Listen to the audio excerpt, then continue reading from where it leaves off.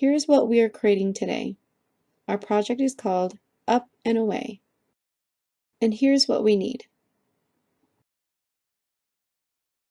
To start, we need to create our bunch of balloons. I'm using this roll of tape as my tracer. My first balloon is the only balloon that will have a full circle. The other balloons will be tucked behind one another.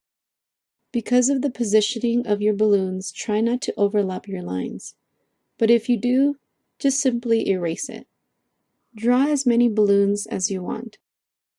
The last circle is going to be the head of your animal, so we're placing that right below the bunch of balloons, more towards the left side so that the arm can be on the right side. Make sure to leave some space between your animal and the balloons. We still need to draw in the strings. Now let's finish the drawing of the animal. The shape of the body is an oval shape. Try to make this oval the same size or slightly bigger than the size of the head. Next, we are going to add the arms. The left arm goes down, and it's like a teddy bear arm that is rounded at the end. It's a very simple drawing of the arm. The right arm will be extended up. So I'm making my two parallel lines going up, and then at the end I'm creating an oval that creates the hands that are holding the string. Here I'm just adjusting my left arm because I feel like it needs to be a little bit longer to match with the right side.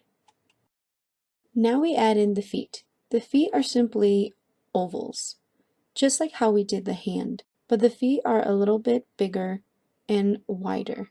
And then just erase the overlapping lines. At this point, you want to decide what kind of animal you want for your artwork. This is a basic drawing of a body that you can transform into any animal that you want. It can easily be transformed to a bear, a penguin, a bunny, anything that you like. Be creative and create something new. For the next part, you need a black ink pen or a Sharpie just like this. It needs to be fine point. I'm going to use this to create fur for my duck. Going inside the head, I'm creating these small, fine tick marks to create the fur. You want to stay inside the circle so that the head doesn't get any bigger. As the circle curves, you want to change the direction of your fur. You are going to add this fur to the rest of the body. Use the pencil lines to guide you. Once you're done with the fur and outlining the feet, use your eraser to erase all the pencil lines. To finalize the animal, add in the details and then outline them with a marker. Don't forget to erase the pencil marks. For the coloring, I am using crayons, but feel free to use whatever medium you want. If you're using crayons, use both light and heavy pressure to create depth and create shadows in your image. Now let's finish our balloons. I'm going to first outline all the circles with my marker. There are two ways to do this. You can use your tracer to trace that outline, or you can use your free hand to do so. I'm just freehanding it because I feel more comfortable. The next part will add our strings, but before doing that, I erase all of my pencil marks. Using a ruler, I'm going to find the midpoint between the balloons and my animal's hand. I'm creating a straight line that goes from that midpoint to the hand. From this point here, strings will be coming from this string outward to each individual balloon.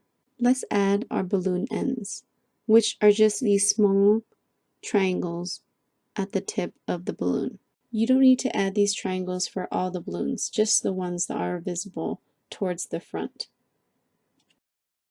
Now let's add the string of each individual balloon to connect to the string that the animal is holding.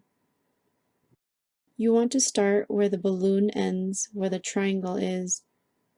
Create a straight line that goes to the string that the animal is holding. For the balloons that you can't see the triangular tips, you still need to draw a string. Find the middle of the balloon, draw a line from there to connect with the other strings.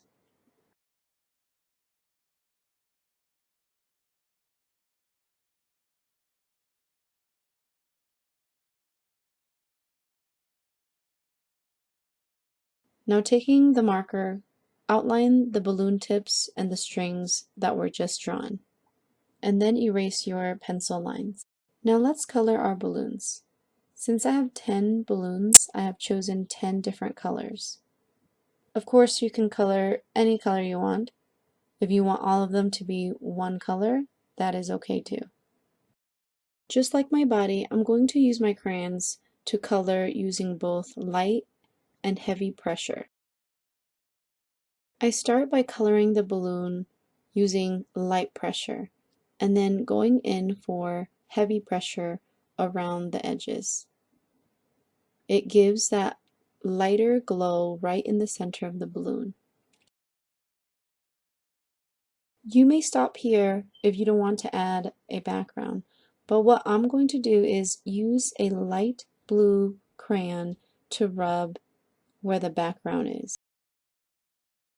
This light rubbing will create a nice light blue color that will be the sky for my artwork. This concludes our lesson. I hope you had a lot of fun. I can't wait for you to share your artwork, and I'll see you next time. Bye.